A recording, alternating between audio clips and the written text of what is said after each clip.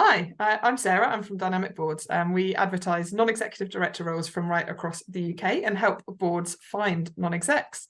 And one such person that we helped a board find is Helen Ramsay. So Helen, thank you very much for joining me today.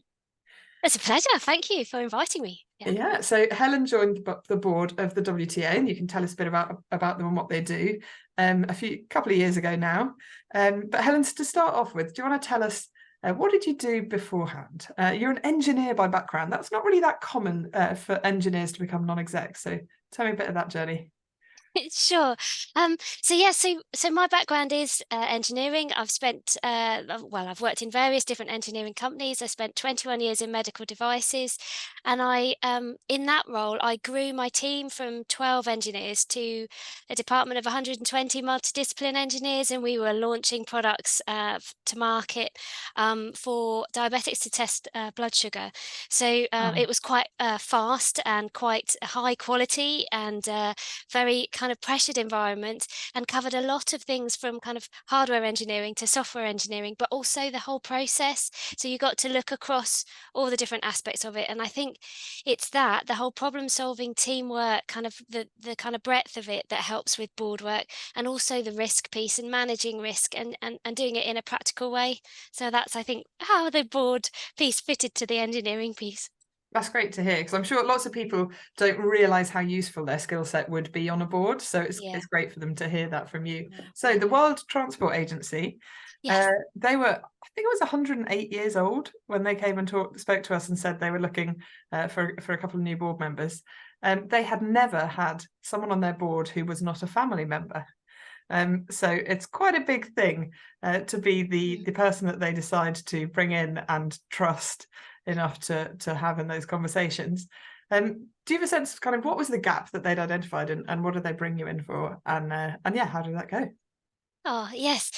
So I think it's a wonderful organisation to be part of, and I think they'd been doing some soul searching and understanding about what they were really good at, and then understanding, their history and what that gave them, but then also looking forward to the next 108 years and trying to understand what do they have to do to be sustainable, to be long term, to keep growing, to keep momentum. And I think the next 108 years look very different. And one of the gaps they identified was this technology piece. And traditionally, that hadn't necessarily been where their focus was or where their strengths were.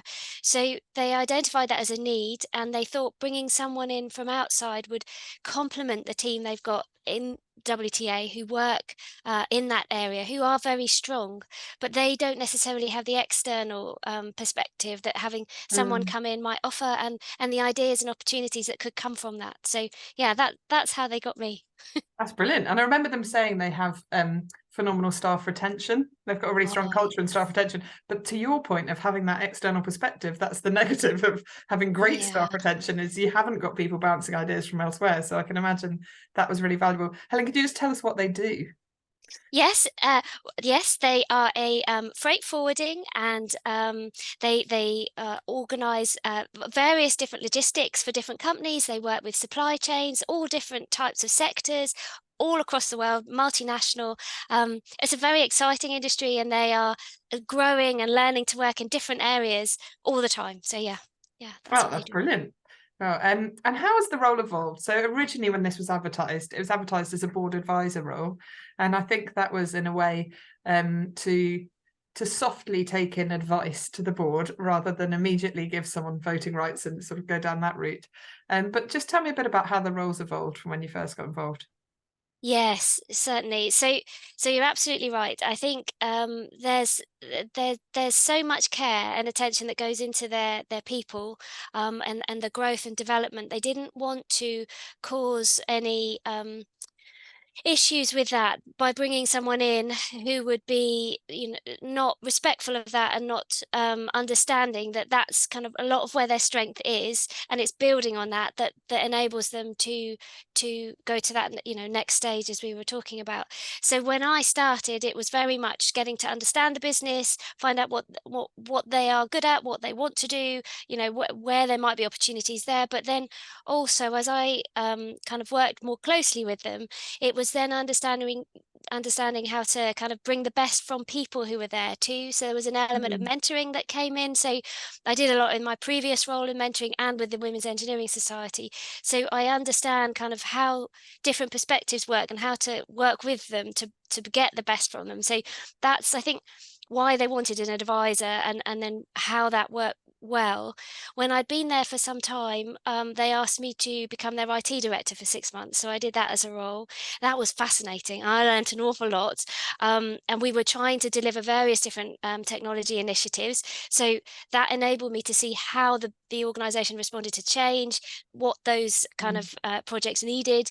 But it also built a very strong relationship with the current IT manager there, who had an enormous amount of business experience, from sales to operations to different offices, and huge knowledge built across many years. I mean, he'd been there well over 20 years.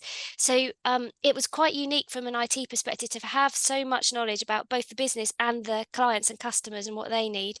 So through that work as a IT director, I was able to stop after 6 months, and then he was able to take that role forward. So he now mm, sits as the IT director, which is excellent. And then I moved more into a sort of broader role, really, for advice.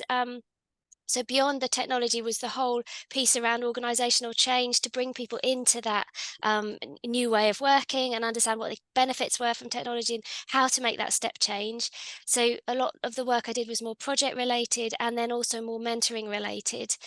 And then it was in around August, September time that they asked me to become a non-exec on the board, which was very exciting. And so that role is fascinating because I am the only independent non-exec on the board. So therefore, I have to bring, that sort of third party kind of perspective, and be able to step back from the business and give them an impartial way of looking at things, just to, act as a sounding board, but also as I guess a kind of someone who can look at it from further away and not be quite so invested in all the history that's gone before, mm. to enable the conversations to happen about, well, why do we do things just that way? And could we look at it slightly differently? Is there anything to add? And, and look at the whole risks and governance piece, and what can we bring to that, and to make sure there's structure and ownership there from a senior leadership perspective, so we can see that tracking and all that good stuff. So yeah, yeah. It's amazing. I remember through the process of advertising this role for them, they said they were absolutely shocked at the caliber of the individuals that were applying to join their board.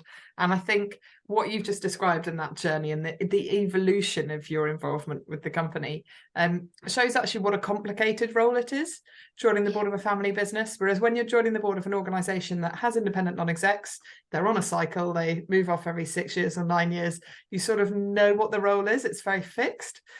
Whereas you came into something that actually has evolved a lot over that period. So there's a lot of sensitivity needed in that, I imagine, from your side as well. Yeah. So the family legacy part, others on the board are carrying that legacy well, it was 108 years a couple of years ago, so 110 years or so. 110, yep, that's right, yep. Carrying that on their shoulders, and they have been for a long time. Whereas you're a relative newbie to the company, and you don't carry that family legacy personally. And how do you think that impacts the dynamic? Sure.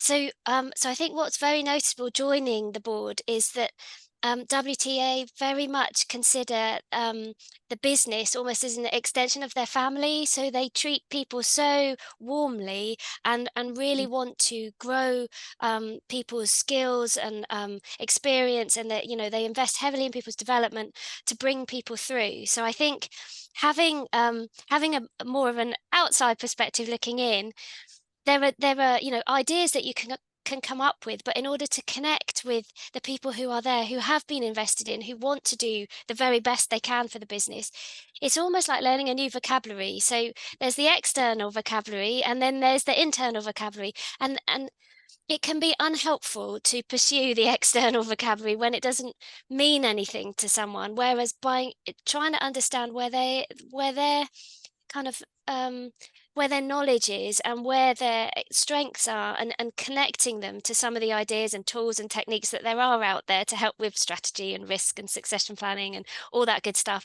Um, it means that you get over the kind of the resistance of just trying something new, but also you start to make more connections about how things could work. And I can ask those questions and those sort of, silly ideas, and kind of, understanding questions, trying to understand more about some of the fundamental assumptions that they may not be aware they have, Mm. in order to draw that out, and then they can help kind of, input in, and ideas can come from that. Yeah, yeah. So I think that's how the newbie bit works.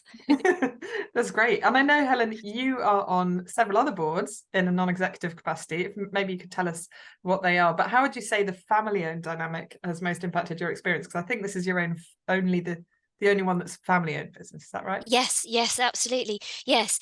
So I think it's interesting because where I'm also working at the moment, for example, is on a startup company in femtech. So it's very different, and a Mm. lot of those conversations are much more around kind of getting a foothold into their industry, understanding, what they need to do for those very first steps, and then also looking at an exit strategy potentially. So how do they kind of manage that process? These are not conversations that we have as a part of the family business. It's very different.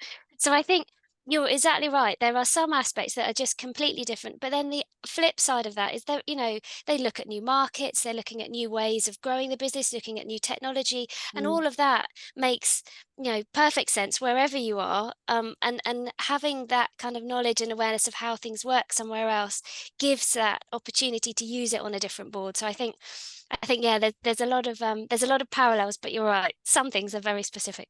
Yes. And what are there any skills that you think are particularly needed for people that are considering joining family-owned business boards as independents? Yes, I think for me, I think there's very much the trust and respect aspects.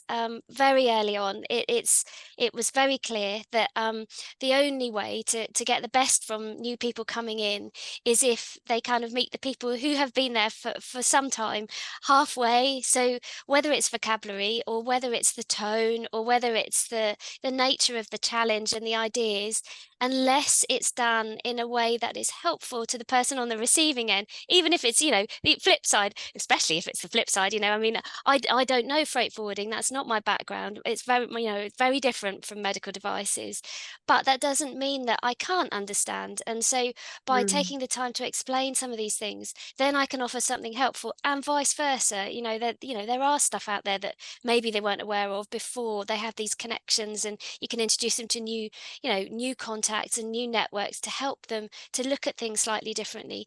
And there's a time for some of that stuff, but there's also a way of expressing it. So I think the skills are around just building that trust Mm. to through basically mutual respect, I think is what I'd say. High EQ, I should Yeah, imagine. something like that. Yep. Yeah. Exactly. So Helen, you'd never met anyone at WTA before. You're a true independent, no connection to the family or to the business before. So how much value do you think there is in bringing truly independent people, like in the situation you were in, into family-owned businesses? Sure. So I think there's two things on that one. I'd say I think it's an enormous value to family businesses to have kind of completely fresh eyes, who don't have an agenda from outside coming in, and looking at things in a very different way. But I also think it's amazing what dynamic boards have done. So I got introduced to them through a book that Dr. Scarlett Brown had written with Dr. Elizabeth Keelan around how there weren't necessarily maybe very many women on boards, and how to promote that and understand that, and then also kind of some of the barriers to why there weren't, and then setting up the whole dynamic boards company to address exactly that is very inspiring. I think that there's Well, thank lots you. around the whole visibility and accessibility, and the real sincerity around looking for diversity and inclusion of different groups, not just women, but different groups across the board to join boards, because there is this, there's a clear understanding of what diversity brings, and when you're inclusive with that diversity, how that enables you to take advantage of that. And I Mm, think particularly with family boards, because they have a lot of people who've either been there a long time or who are very much emotionally invested in the company as part of the family. So, therefore, having someone very fresh can just help to make that step change or give them insight into areas they may not have otherwise seen, but help support them on that journey through some of the other experiences they've had that they can complement the current business with. So I would really recommend it. I think it's great, and it's great for new people coming in as well, because it's a wonderful environment to work in, where people are really valued for the contribution they bring and the mm, longevity of that. There's genuine care there, and the warmth that John and Rochelle had when they brought me on. It was a really lovely place to work. Yes, it's yeah. great. And having met them, I can testify to that. Yeah, I yeah, thought whoever joins this board is incredibly lucky. This is a great culture and environment to work in. And yeah, yeah, and there aren't that many organizations like that. I do think there's some special magic yeah, to family-owned businesses and yeah, the culture they can create. So Helen, definitely. that's amazing. And it's massive testament to how they valued you, that they brought you in as a board advisor and they now have you as a non-exec. So I'm Oh, that's so great. glad to hear that's gone so well. Testament to your contribution and the sensitivity you've had in how you've navigated that and sort of evolved the role over that time. So it's interesting to hear that journey of Yeah, your involvement. And I really hope that anyone watching this, it's been really encouraging to hear from Helen, from an engineering background to end up on boards as in a non-exec capacity, but also in the family-owned business structure. We don't hear enough of those kind of stories. So Helen, thank you so thank much. you. Oh, I thank you really very much. appreciate your time, and I hope this has been a great encouragement, also to family-owned businesses to hear a bit about how that journey might work. Thank you. Thank you very much, Sarah.